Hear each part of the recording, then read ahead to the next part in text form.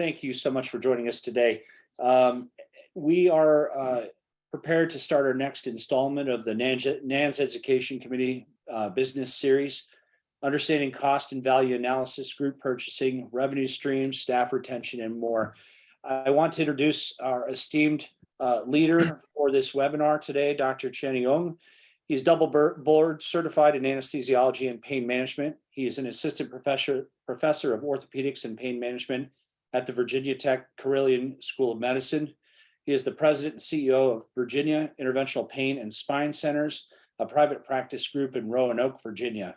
He's also the founder of INJX, the only pain management specific group purchasing organization which services over 500 pain clinics nationwide.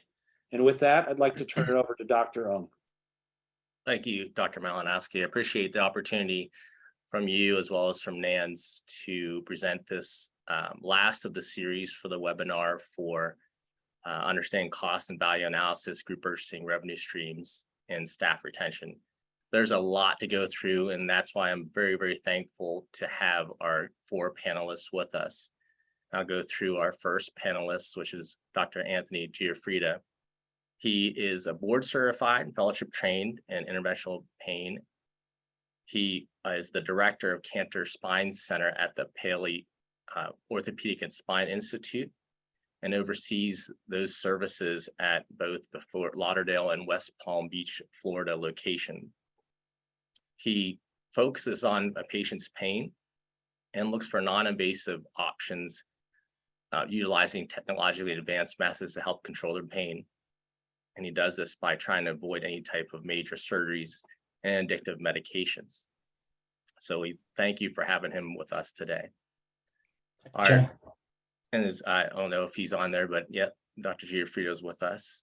Our next panelist is Dr. Ashley Bailey-Klassen. I was advised to string out my A and S's on these. So she, since she is from Texas, she is quadruple board certified in interventional pain management. She graduated from the University of North Texas and the Texas College of Osteopathic Medicine. She then did her residency over at University of Oklahoma Health Sciences Center.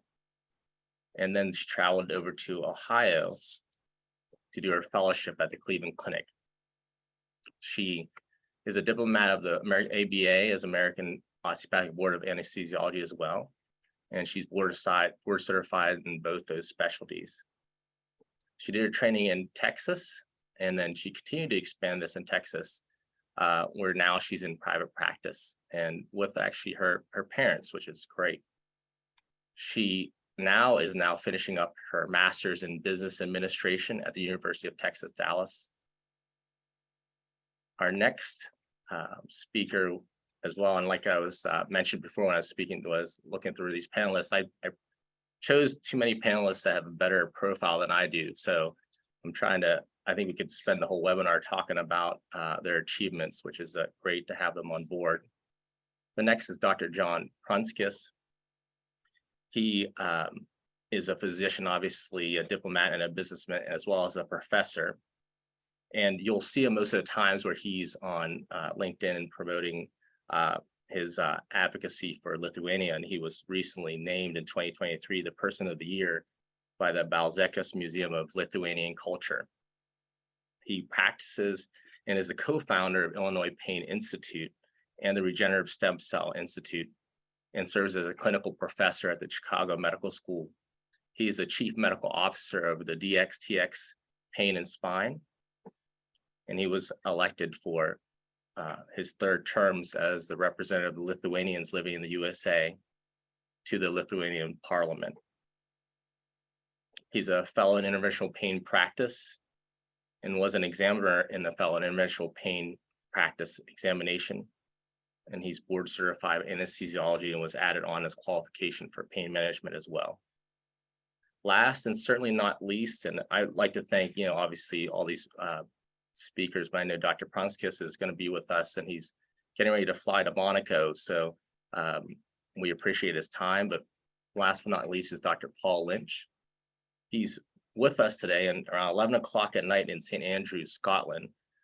And for people who don't know him, he is a double board certified and fellowship trained in interventional pain management. He did his surgical internship at Beth Israel in New York City and did his residency at New York University in anesthesiology and did his fellowship in Texas Tech. He was previously an assistant professor of anesthesiology at Mayo Clinic and serves as clinical assistant professor at University of Arizona. He also co-founded Arizona Pain as well as Pain Doctor and is a CEO of Pain Doctor, which is a company that works to deliver the highest quality evidence-based medicine and affordable care to patients throughout the US.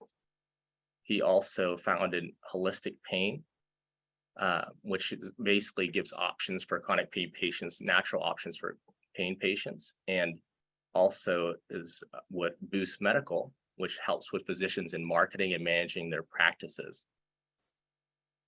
So without further ado, we'll start with our brief PowerPoint presentation. And initially, we're going to start with just discussing group purchasing organizations.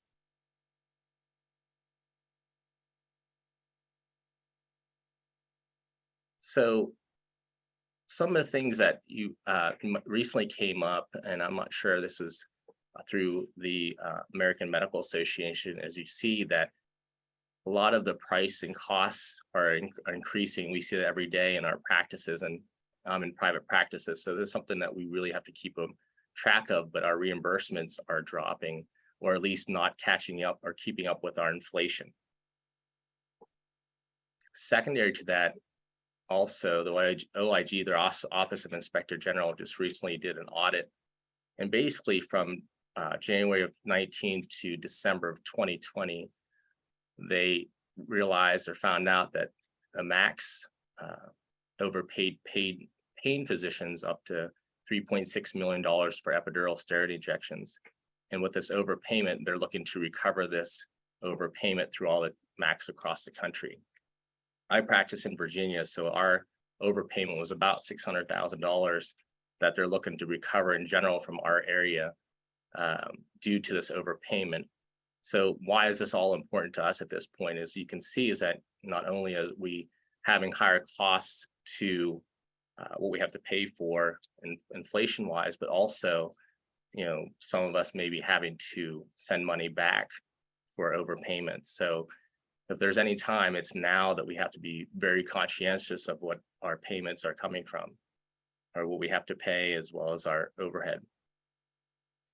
So most people, unfortunately, most people don't understand the idea, the concepts of the GPO, which is a really simple concept.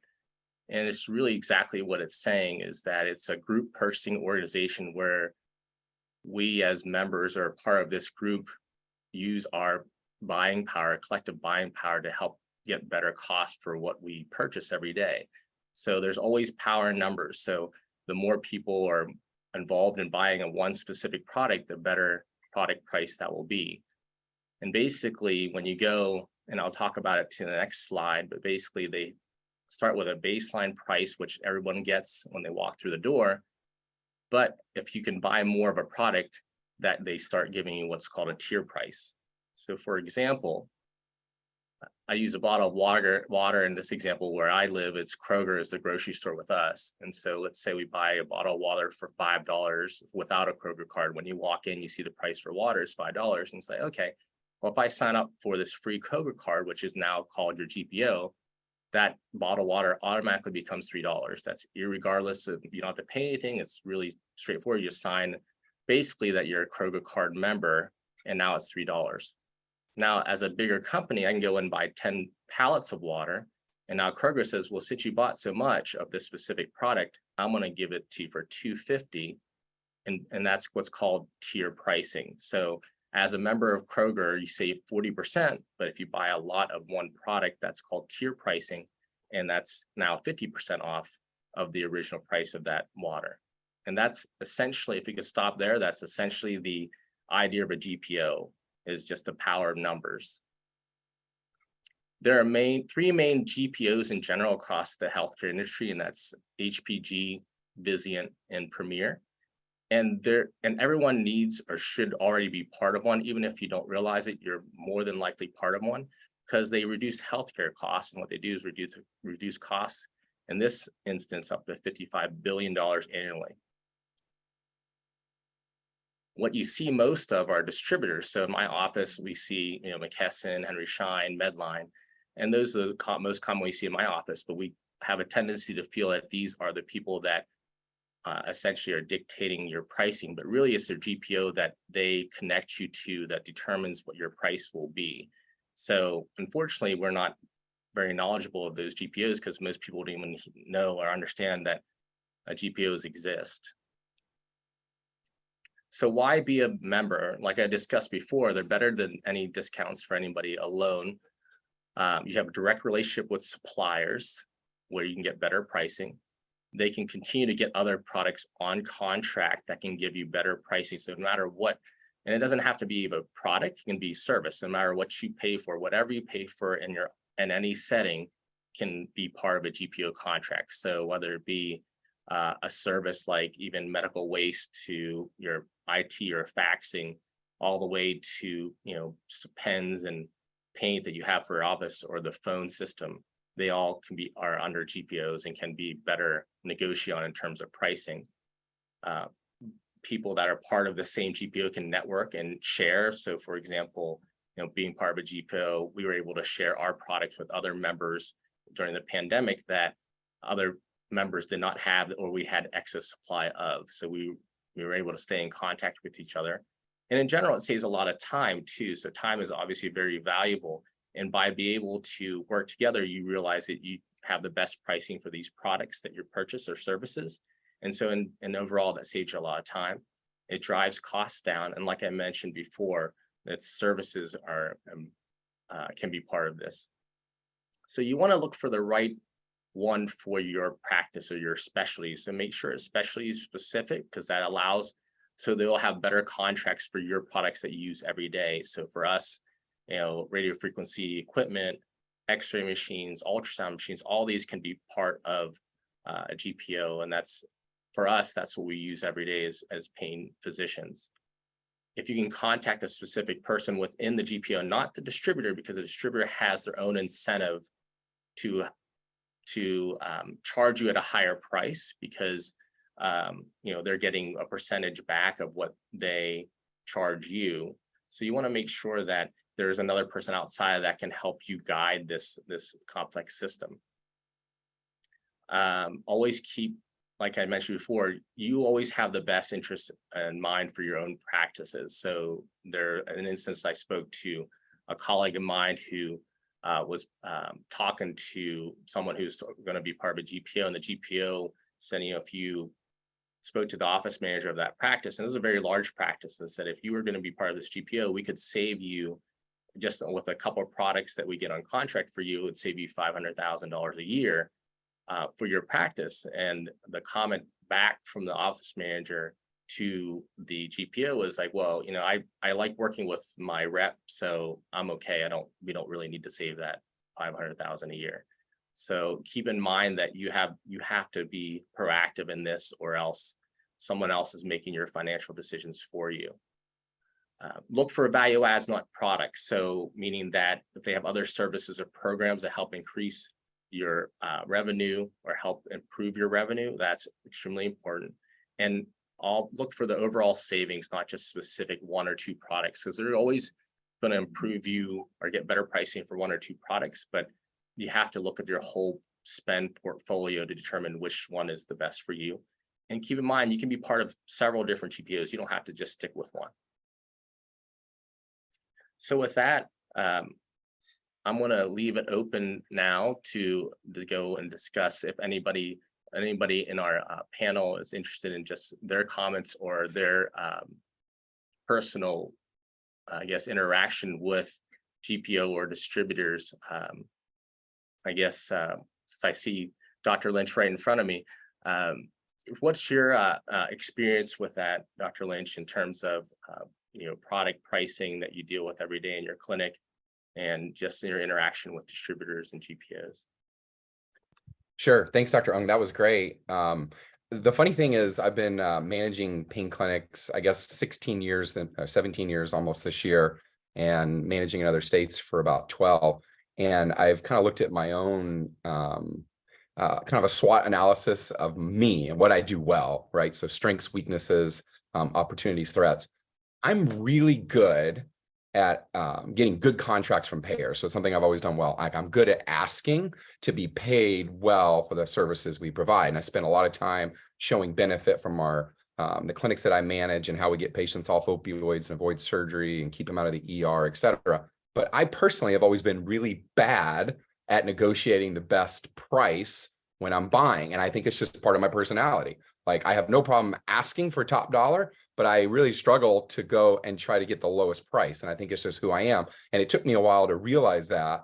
Chenny, I started working with you and I realized you were able to come in and get much better rates because it probably wasn't my best skill set to go get the very best deal. And so that's what I would actually recommend is that the doctor running a practice should get very, very good at commanding top dollar for your services and know why you're helping the payers, why you're helping the patients, what your unique selling propositions are. But you're probably not the very best at going and getting the best rate. And it takes a couple of things. One is size, and it takes knowledge of the market, and it takes someone who's actually a really good negotiator. So it was one of the best things I ever did was actually starting to work with GPOs. And we actually, I realized this not just, in the last couple of years, but probably like 10 years ago. But working with Dr. Ung has actually taken it to the next level for us.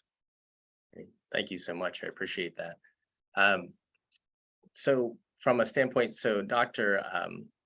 Bailey Klassen, from your perspective, I know you run a really intimate practice, and I know you get along those same lines in terms of cost and spend. How do you look from your perspective to try to manage the costs with ever decreasing reimbursements it feels like we're getting, or they cut down our epidural steroid injections, they can't do as many ablations, and now it's not as often or facet injections. So how do you, from your perspective, gauge that in terms of trying to keep you, kind of on the plus side? I think for each individual procedure, you kind of have to boil it down. Like, what do I need to use for this? What do I not need to use for this? And kind of run as lean as you possibly can in that regard. I obviously keeping the patient safe, but that's one way we do it in my office is just very, very lean, use only what we need in that regard. One place where the GPOs actually saved us during the pandemic, you had it highlighted on one of your slides, was being able to share distribution of supplies. Even getting sterile gloves was difficult at one point. And so they were able to reroute packages and reroute deliveries to people who needed them. And that was one of the places it came through to save us. No, that's great. Thank you. Same question, Dr. Giuffrida, for you. With your practices, you have two practices that you have to keep an eye on. How do you kind of try to keep your costs down as much as possible? Yeah, Yep. I think it's a great question. Paul and Ashley really touched on some good points, but the number one thing for us that we do is I have someone in control of all my ordering. I actually have two people that do that, and you really have to keep looking and shop around. We have a GPO, really, we're technically a private practice within a tenant corporation. So we get actually really good pricing because of that, but we still do all of our purchasing ourselves. It's all my bottom line still.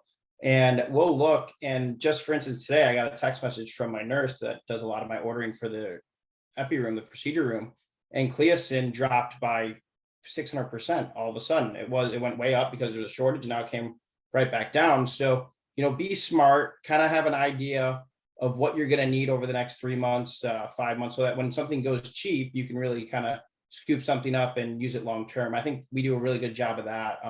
We were lucky enough not to get caught up in that contrast, lidocaine, marcaine shortage because we had a lot of back order.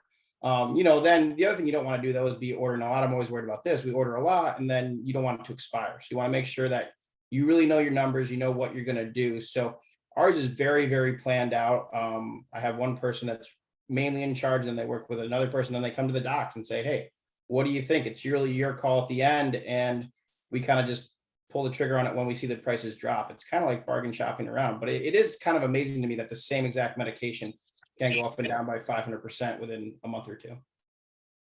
No, that's a great point. I completely, I'm completely with you with that, especially, for us, it's, let's say we do custom trays where I am. So at the end of the year, if I have enough room to stockpile them, because I know I'll go through them, just for even for tax purposes, I'll try to buy a little bit more than usual to try to increase our inventory. Plus, some of them have lidocaine already in them. So we didn't really have as many issues with the shortage with that, just because we're already pre-packaged with it. Dr. Prunskis, you run a very large practice in Chicago. So from your perspective, what are your pearls for our webinar listeners? Well, the previous panelists have touched on some significant issues already. And so we have about 48 locations in 8 states right now.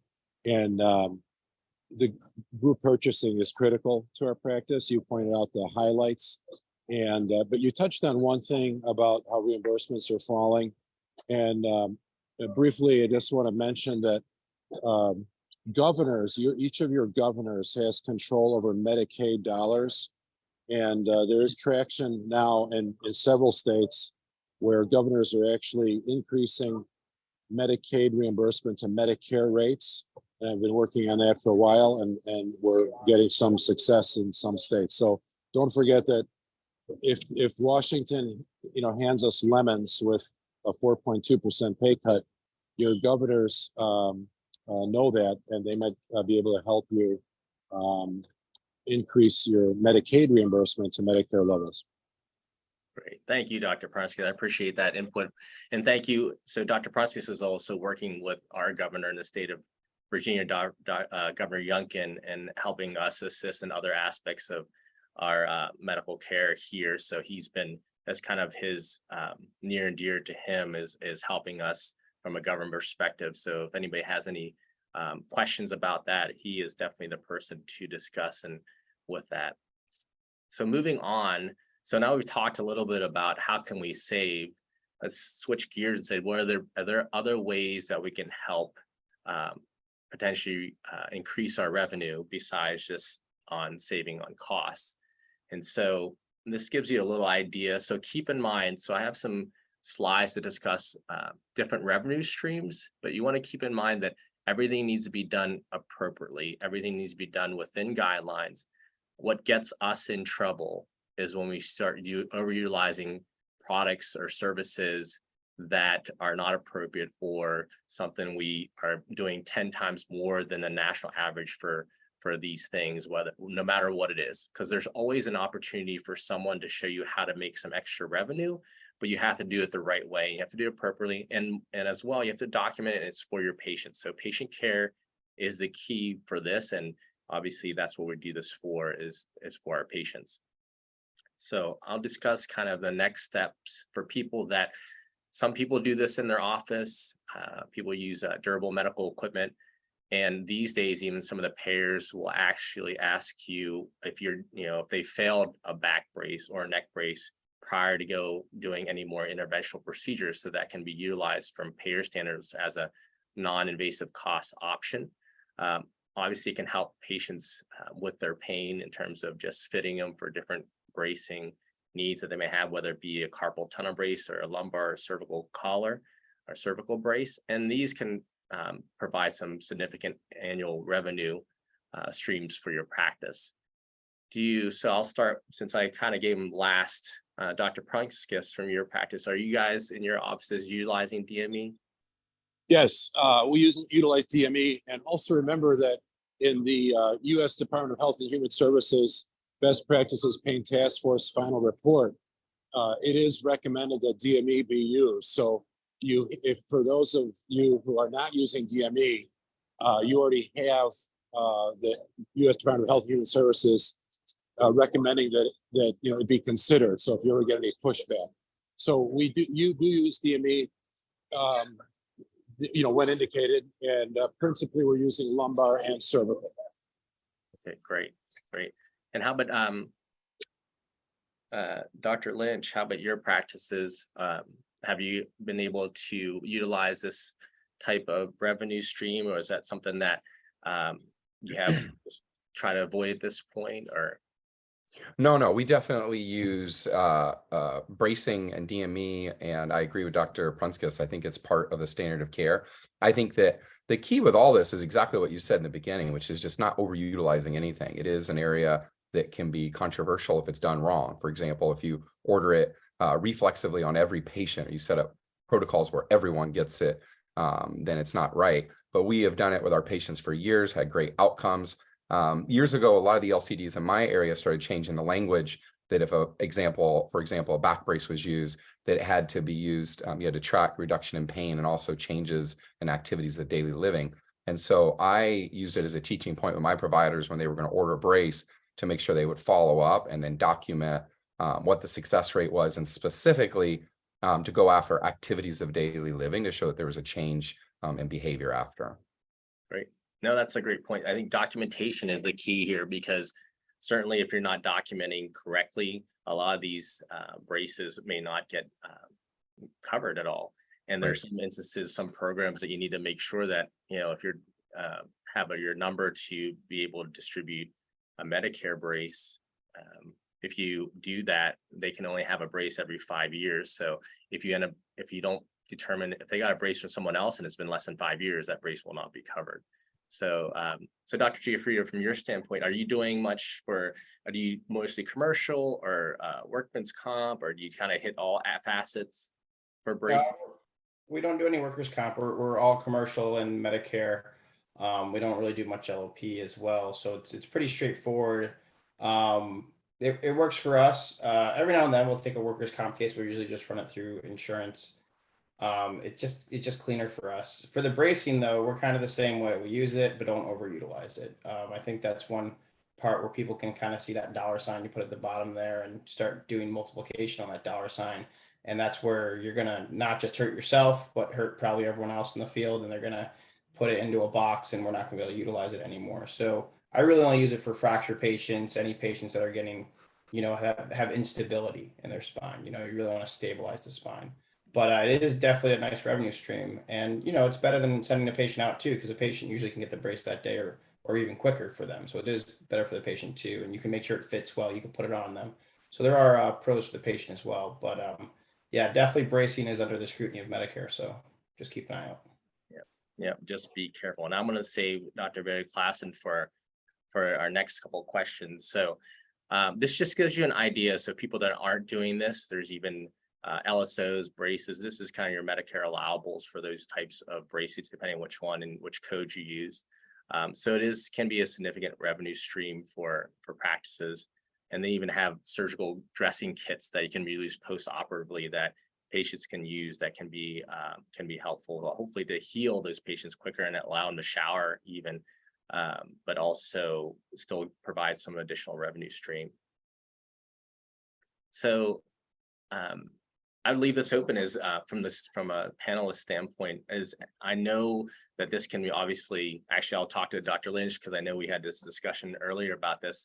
And this is one of those be careful types of procedures that can generate revenue, but is on the radar. Can you can expound on that, Dr. Lynch? Sure. I've personally never done this case, and I just wanted to bring up that I've started to see it spread around the country. I don't think it's a peripheral nerve biopsy. I think it's actually that code is a skin biopsy that they've been able to show in the tissue that there are changes that have been correlated with diabetic peripheral neuropathy. And with 3 companies now in neuromodulation showing changes benefits to, you know, diabetic peripheral neuropathy for SCS, I understand why people would start to look at this. There was a large case in California last year. I tried to pull up for this call and I couldn't find it, but I read it when it came out. And it was a settlement with the OIG it was one of the biggest ones I'd ever seen. I don't want to overestimate it, but I think it was well over $10 million.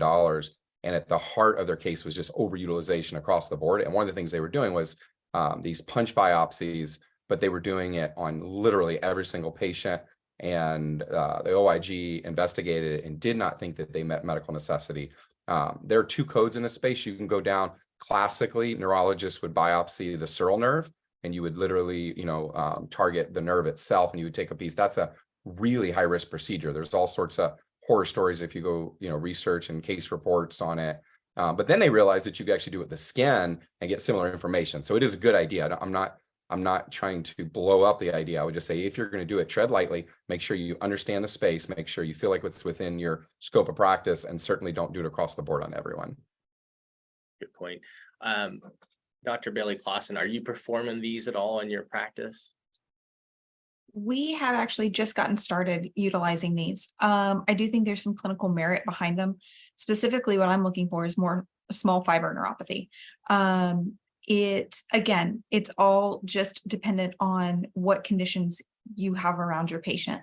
Paul brought up a very good point in the last little section. Know your LCDs, know what's going to be covered, know how they're going to be covered, and what criteria you have to meet before you do anything when we're talking about any of these kind of extra revenue streams, whether it was this or DME bracing.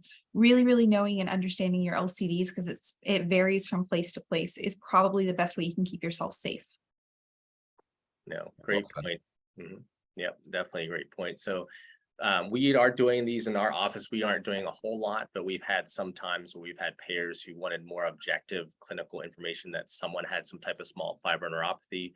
And like Dr. Lynch was saying about spinal cord stimulation, we've been able to get some approved because we were able to provide them.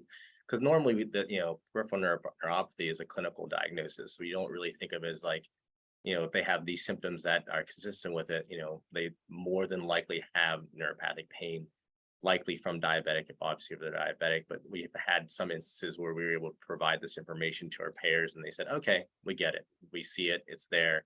It's moderate to severe. They can grade the severity of it, and then they're able to get this approved. So I use it wisely, but it is there if you think it's the benefit for your patients.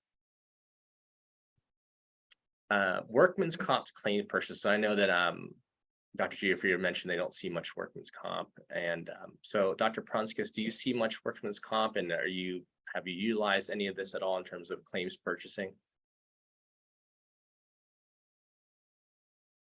I know he's in an airport. No, so no. I just was unmuting. So it varies from location to location. So we have some practices that are very heavy in workers' comp, and some that are not so heavy.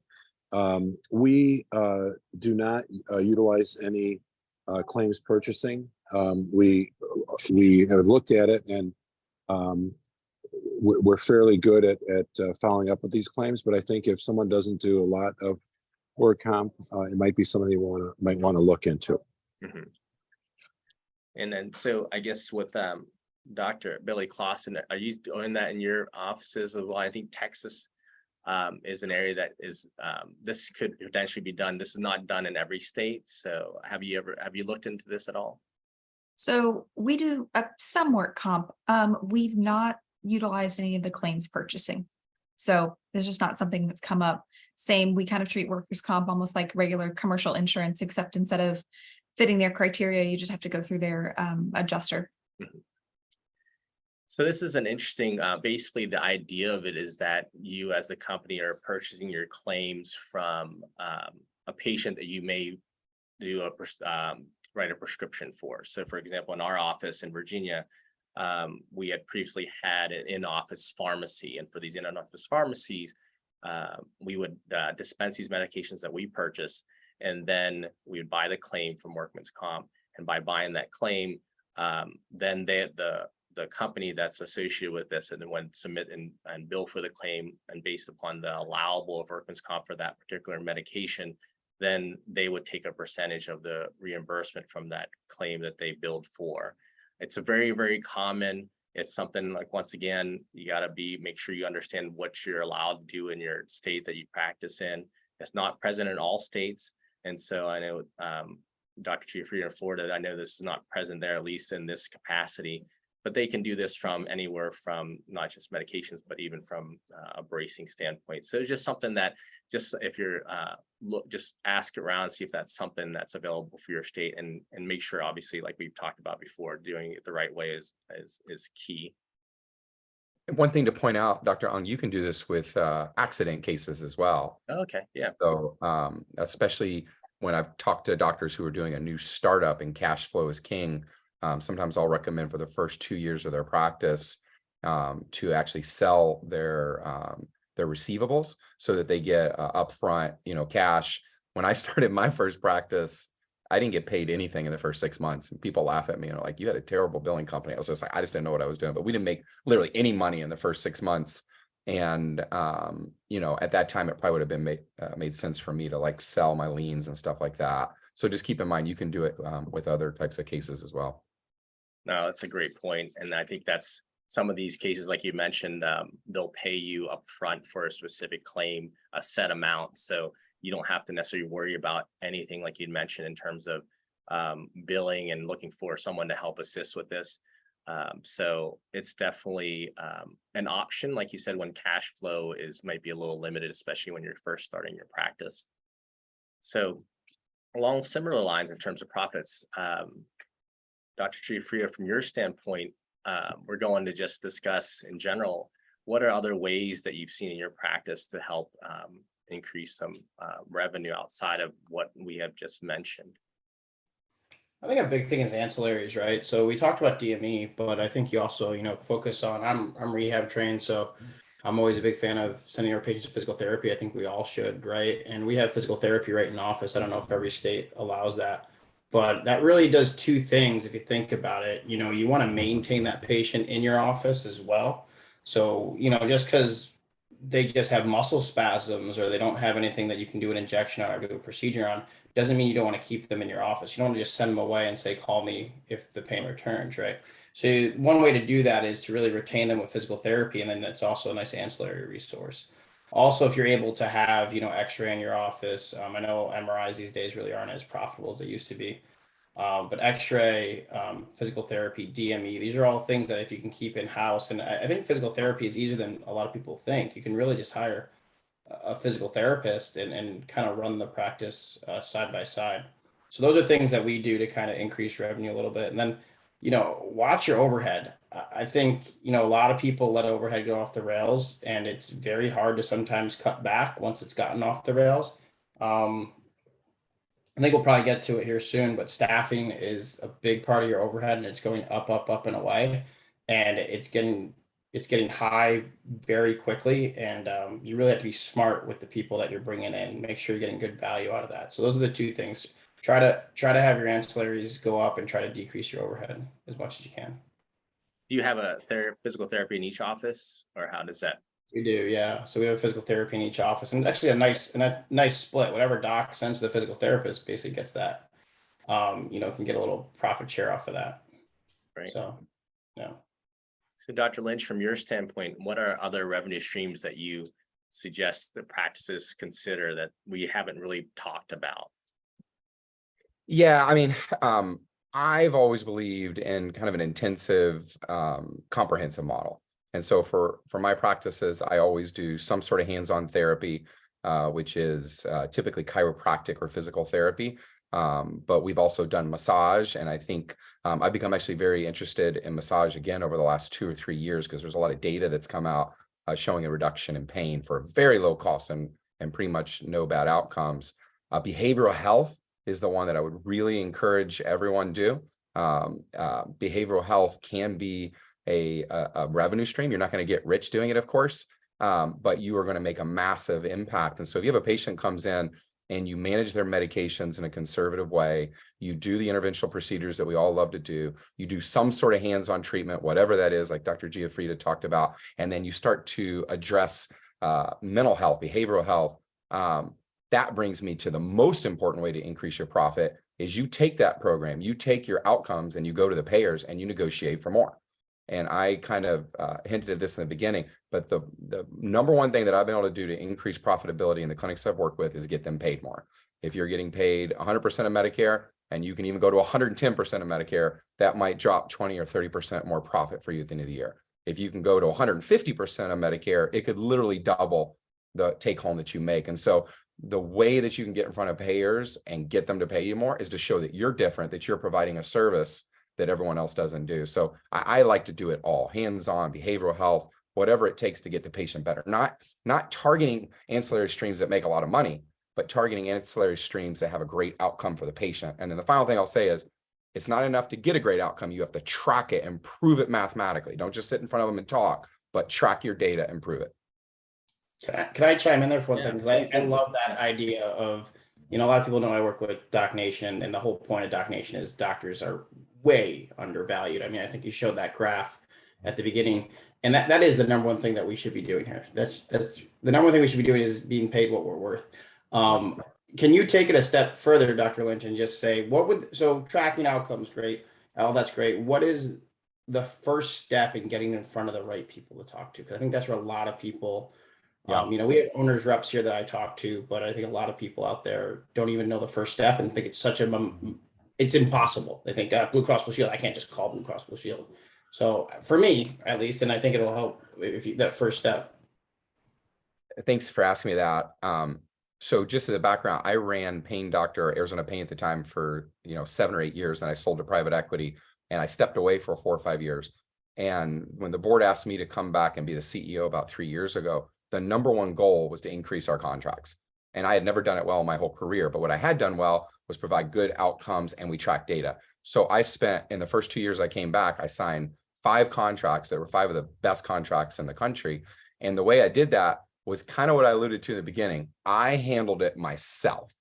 Do not ever outsource your contracts to someone else.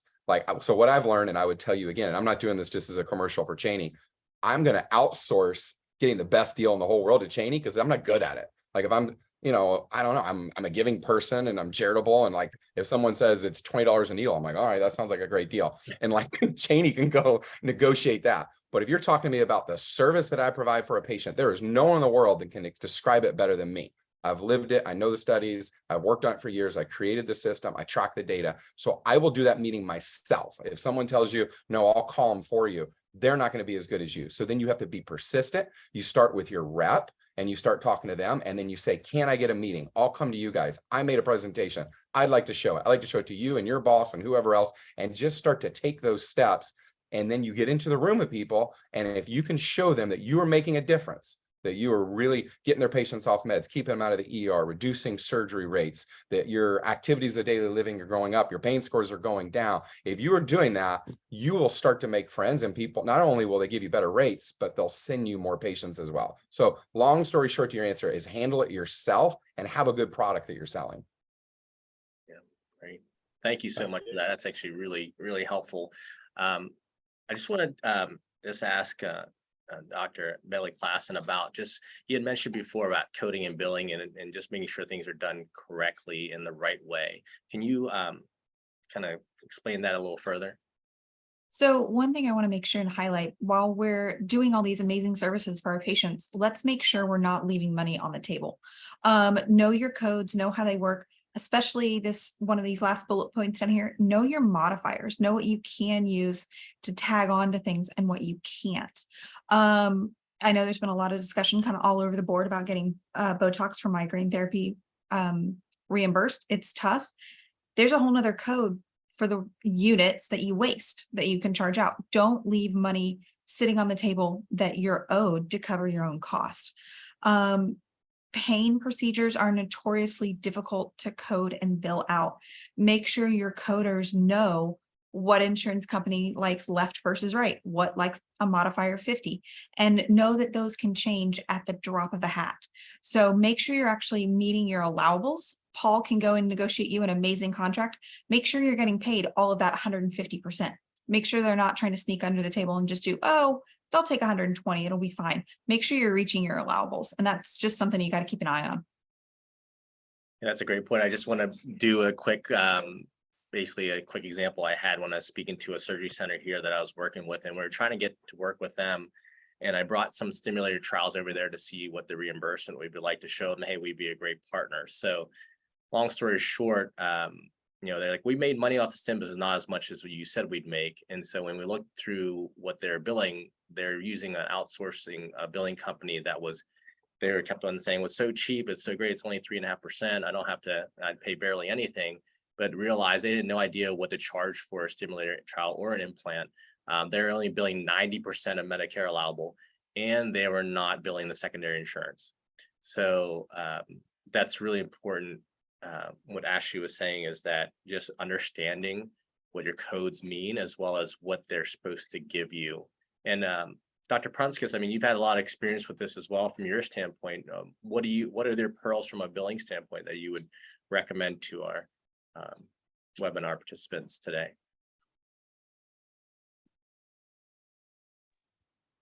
Great points. The thing that Dr. Lynch brought up, which is negotiate your contracts and present with data, is huge.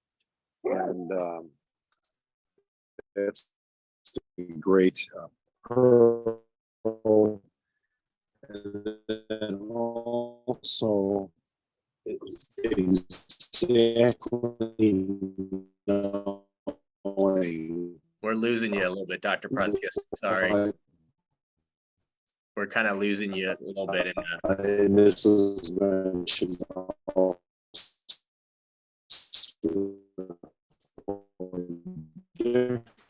insurance.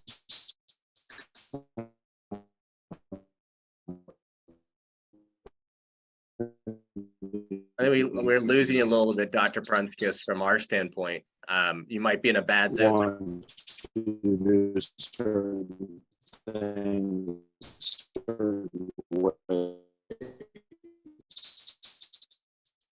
So I'd say our apologies for Dr. Prunskis here.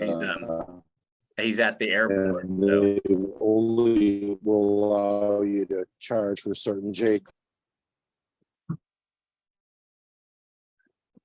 So yeah, so our apologies about that. He's at the Dr. airport. Prunskis had a stroke, so we got to call him and make sure he's okay. He's excited to go to Monaco. I think he's ready to roll. So he's in the airport, so it's gracious enough to talk to us about this at the airport. So let's move on. I know we're not having a whole lot of time left, but I think last but certainly not least is the idea about our staff. So I'd like to go through, we'll start from top down since Ashley's up top. Just can you go through the point on growth and just discuss how that with your practice, you've been in practice with your family, let's say, has been practiced for a very long time, and that's super commendable. I wish I could work with my parents in the same field that they are in and be able to do that every day. So from your standpoint, you've had a lot of employees with you, and what is important from that you've seen from your perspective to be able to retain the staff that you work with? So yeah, coming out of fellowship, I got the opportunity to join pretty neat practice when I joined my parents. So their pain practice has been in business for close to 30 years at this point. And we have staff that have been with us for over 20. So part of it, to be able to retain people for that long, part of it is truly the culture of the work environment. My crew comes to work every day and we know the patient is at the center of the work. And so everybody has that same singular focus and that draws everybody together. But at the same time, you want to make sure you allow your staff the opportunity to grow and grow their own careers. Sadly, the staff that we do lose from time to time, I'm happy when they go because most of them want to go on and advance their careers. While I'm lost for whatever spot they've left open in my office, I'm super excited to see them grow their own careers. And you've got to make sure you feed that in as well, even if it means you're going to lose them in the long run. For our staff, we've had a lot of internal growth. We've had people that have started with us, honestly, with the janitorial crew and cleaning the office to they're now a very integral part of my back office because they wanted to stay, they wanted to grow, they wanted to learn. We've had a lot of people who have left for a short amount of time to go and pursue their scholastic careers and come back in a different role as now an RN or something like that. So my biggest takeaway of retaining staff is definitely culture. You've got to make sure that you're promoting a good culture within your own environment, and that'll just attract the right people. The ones that want to stay, the ones that want to work, the ones that want to be in that culture, they'll stay, they'll find their little niche, they'll find their little spot. And the ones that don't, they'll move on, and that's okay too. Just make sure you're really promoting I love that you've got teamwork up here. Make sure you're kind of promoting that teamwork, or in my case, it is a big family style way of working, because then people just want to stay around. That's wonderful. Thank you. Thank you for that insight. That covers a lot of these aspects that we're looking at here. Dr. Giuffrida, from your standpoint with your two offices and trying to maintain staff, well, let's switch it a little bit. Not only how you maintain them, but what do you look for when you're hiring staff to maybe get a better idea that they may stay with you versus jump ship or not show up the first day of work? Yeah, I think that's really important because cost of replacement is actually pretty high. And I think a lot of people don't really understand that cost of replacement, the downtime when you're missing a staff, also the time to train a new staff, that they're not running at 100%, honestly, till about 2 or 3 months, usually, even with a medical assistant. And I think people really say, oh, in 2 weeks, they're good to go. You want them at the point where they feel so comfortable talking to the patient, it's like talking to one of their family members. So what we do, I mean, and I think a lot of people talk about this really well about trying to make sure you get the right person up front. And there's a lot of questions you have to ask, and you have to look at their resume and always look at the references. The number one thing I look at the resume is make sure they're not jumping around. Can I get some sparkling water, please? Make sure they're not jumping around with every 6 months or at a different place. That's not a good sign. That means that one, either they're not a good fit, or two, they're going to come and maybe just use as a stepping stone to go forward. The other thing is, really talk to them and ask them, the staff that I've had that's really done well is ask them like, hey, what do you know about our company? Did you look it up at all beforehand? Are you invested? Or is this just going to be another job for you? We want people, kind of like what Ashley said, that it becomes such a team that it's almost like a family. My staff, a lot of people look at me and think I'm weird, but like we do barbecues together outside of work. We all went on a cruise together this year, and it was just my staff, right? And Are you hiring? What's that? Are you hiring? Yeah, right. Come on down, come work for us. But it is what you have to do, because a lot of people think, oh, I'm paying you money, therefore you should work hard. And that's not the mentality that works anymore. It's not. And you can't lead from behind. You have to lead from in front. And you have to make your staff really feel welcome, especially a lot of people in your office, your front office, your MAs are struggling. A lot of them are working paycheck to paycheck, and you have to appreciate that. And you have to help them out any way you can. We bonus people as well. We have leads that, have opportunity to grow. I always offer opportunity for growth in our staff. But the number one thing is you don't want to bring a bad apple into a good family. It could poison the whole bunch. So really be careful when you're hiring. Really be careful when you're hiring. It's a lot. It's hard to fire. It's hard to fire sometimes, especially this day and age. You have to have documented reasons to fire people. So really be careful when you're hiring.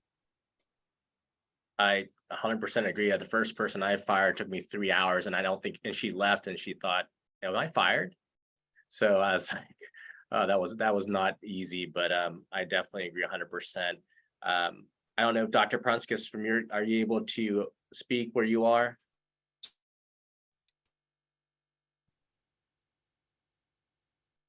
And I'm guessing he might be already on the plane. How about Dr. Lynch, from your standpoint, how do you maintain your staff?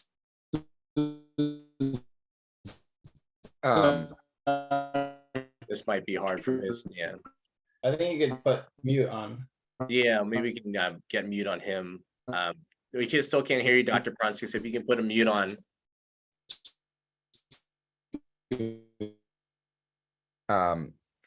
So you guys said some great stuff, so I don't need to repeat some of it, but thank you for those thoughts, docs. For me, I think that there's all sorts of studies, out there that you can read on hiring and how to, retain employees. And one of the things that's interesting is, how much you pay an employee. I used to think was the number one most important thing, and the data actually shows it's like number 4 or 5. And the things that are really important is that people are trained well. They want to feel like they know what they're doing. And then after they've been trained, that you trust them, you empower them, you let them do their job, but you don't micromanage them, that you reward them or at least acknowledge them when they're doing a good job. You can go back and read a book. My brain's not working. The CEO of GE, but he wrote a book called Winning. For some reason, I can't think of his name right now. I'm getting too old, I guess. But go look up. The CEO of GE wrote a book called Winning, and I read it early on in my career. And he talked about how he managed employees, which is very interesting. But what you want to do is when someone's doing a really, really good job, you constantly want to give them promotions and raises and acknowledgments and, point to them. So everyone is like, hey, that person is like what you want to be. And the people that are bad, you actually want to get them out of your organization really fast, because they're going to pull down. Jack Welch is his name. So, and some of this is controversial, but he would make people A level, B level, C level. And he would say the A's, he gives them raises, promotions, gratitude, thanks. Everyone look at them. B's, you coach them and say, try to be like the A. You get the A to help with the B, you help with the B. You take that B player and turn them into A's, and C's you to say, hey, you're not a good fit. Let you go find your forever home that's probably not here. And to your point, you got to do it kind of quickly. But if you train people really well, if you train with respect, if you empower them, they're going to love you and stay with you forever. All great points. Thank you, Dr. Lynch. I think that kind of hits that last point. Hire slow and fire fast. So don't wait on someone. Take your time to hire someone, even if you see there's a lot of deficiencies in your office. Say, gosh, we really need some, everybody's struggling here. But if you bring up one bad apple in there, and they're going to struggle even more. So, don't take your time, because that's really important. You get the right hire.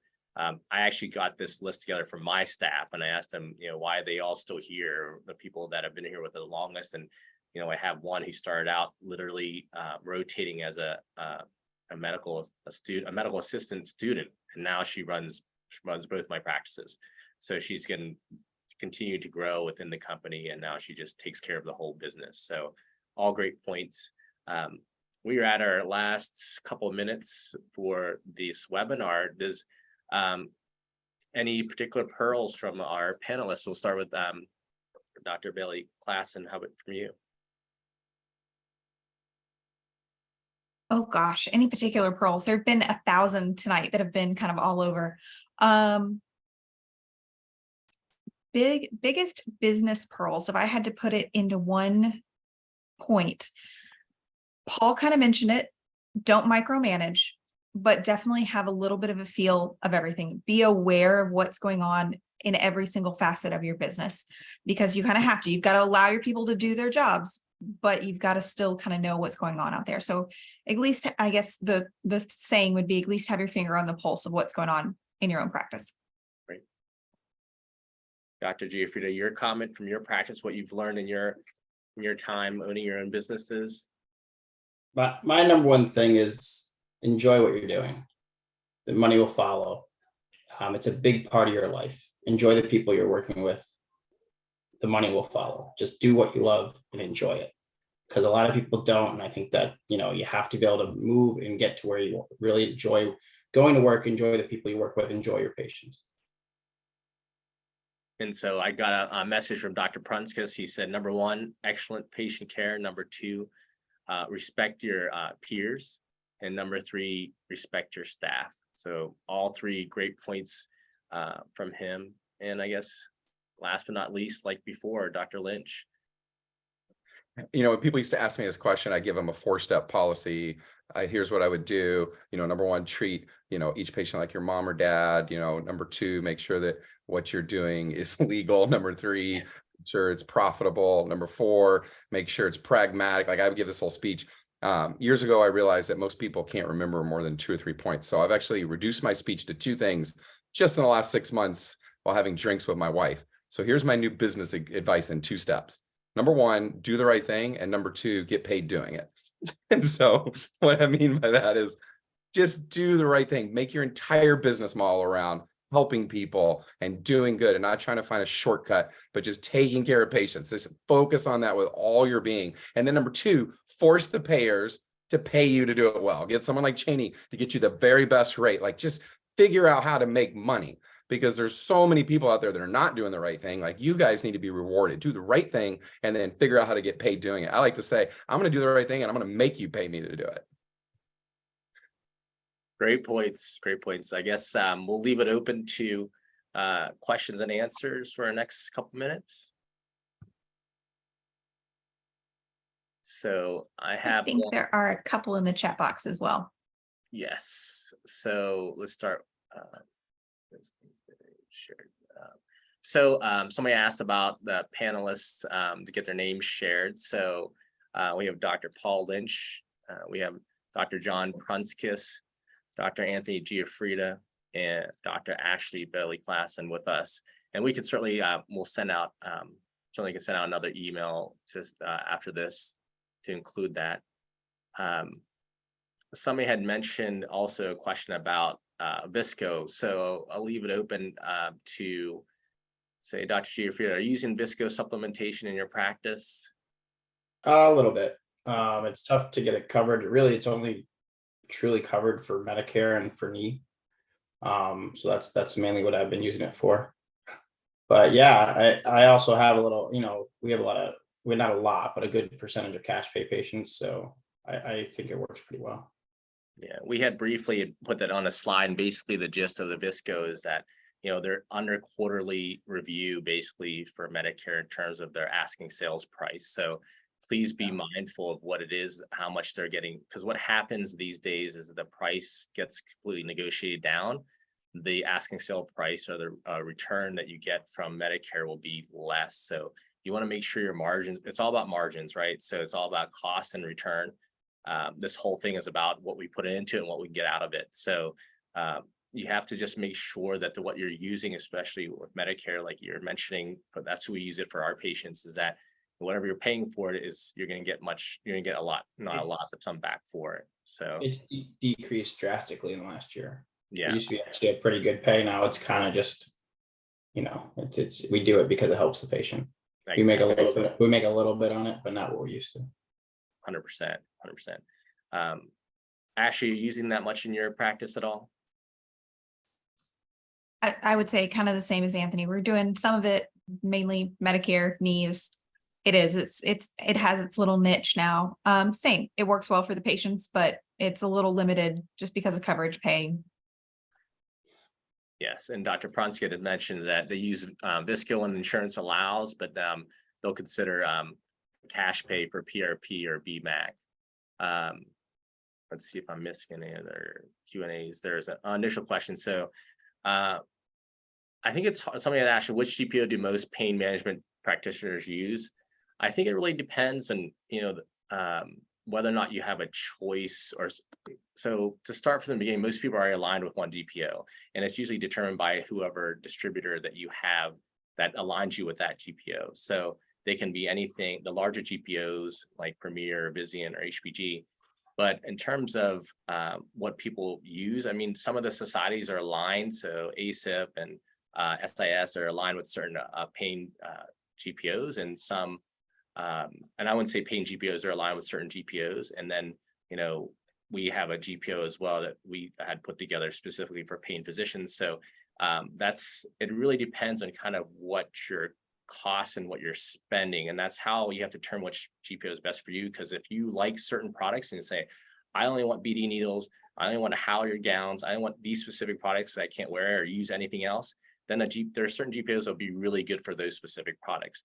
But if you're like, hey, I'm open to whatever is going to save me the most money, I can use these certain products, but I'm open to use other things, or there are certainly other ones that could be much better for you in terms of GPOs. So everybody's kind of split what they use, but certainly look for the one that has your best interest in mind, as well as based upon your spend, your top 10 spend, which one's going to save you those money on that top 10 spend.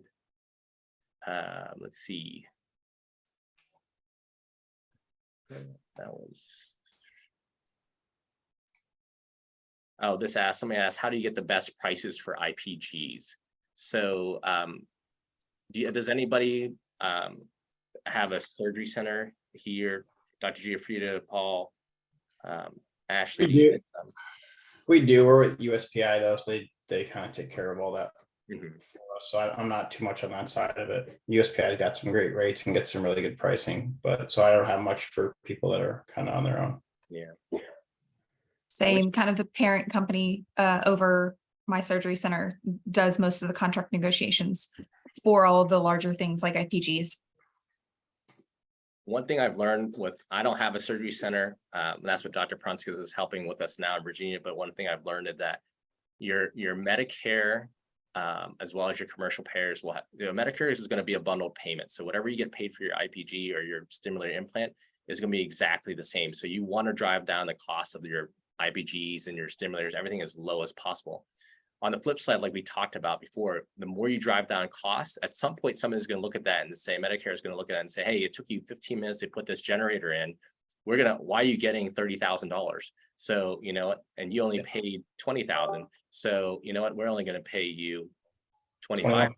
Yeah. So cheap one. So the more that we erode the cost of products like that through Medicare, the more that it's going to be people are going to take advantage of it and you may lose some of your reimbursement. On the flip side, commercial payers see the value of doing these therapies for our patients in terms of trying to improve outcomes and trying to get them to do more and be more active.